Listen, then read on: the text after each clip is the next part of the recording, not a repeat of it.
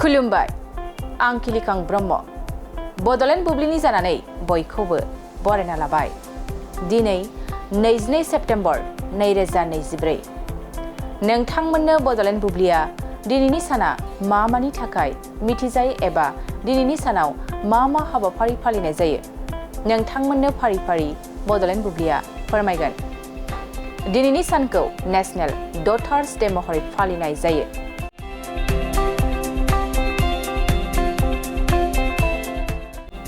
National डटार्स डेखौ बोसोरफ्रोमबो 22 सेप्तेम्बराव फालिनाय जायो।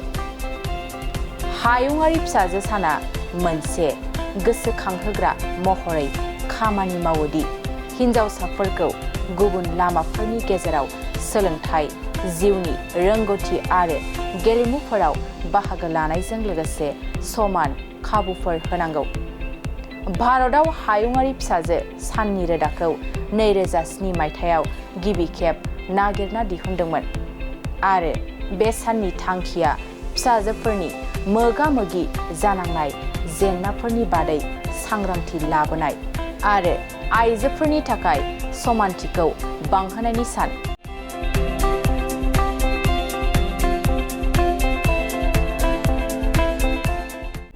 बेनि अनगायैबो दिनैनि सानखौ वर्ल्ड रिभार्स डे,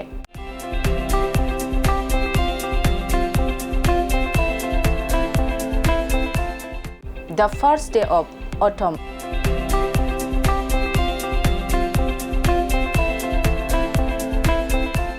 आरो हबिट डे महरै फालिनाय जायो।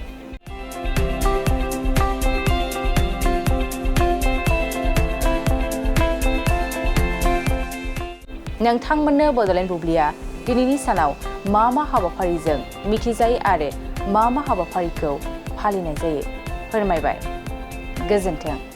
बाजाज बाइक सालायनो मोजां मोनग्रा रायजो राजाफोरनि थाखाय मोनसे गोजोनथाव खौरां। सेरफांगुरि बाजाज श'रुमा फुजा 2024 धामाका अफार होगासिनो दं। क'क्राझार जिल्ला सेरफांगुरियाव थानाय फुंखा एन्टारप्राइज बाजाज श'रुमा सेप्तेम्बरनिफ्राय 30 अक्ट'बर फुजा 2024 धामाका अफारनि खाबुफोर होगासिनो दं।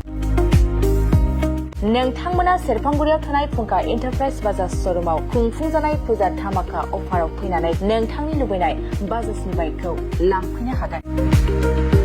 रायजो राजाफोरनो फुंखा एन्टारप्राइज बाजाज श'रुमा लाबोनाय अफारफ्रानो जाबाय 5 litre petrol free, free pressure cooker, free helmet, एक्सचेन्जनि एभेलेबल, लोगोसे केस होनानै बाइक बायगिरिफोरनो 1000 रां केसबेक हरफिननाय जागोन आरो बाइक बायगिरिफोरनो फ्रि लटारि कुपनबो हरनाय जागोन। बे लटारि कुपनाव जाखाङोब्ला washing machine, refrigerator, android TV, smart watch आरो एन्ड्रइड फन बेफोर मोनबा प्राइजफोरखौ मोननो हागोन।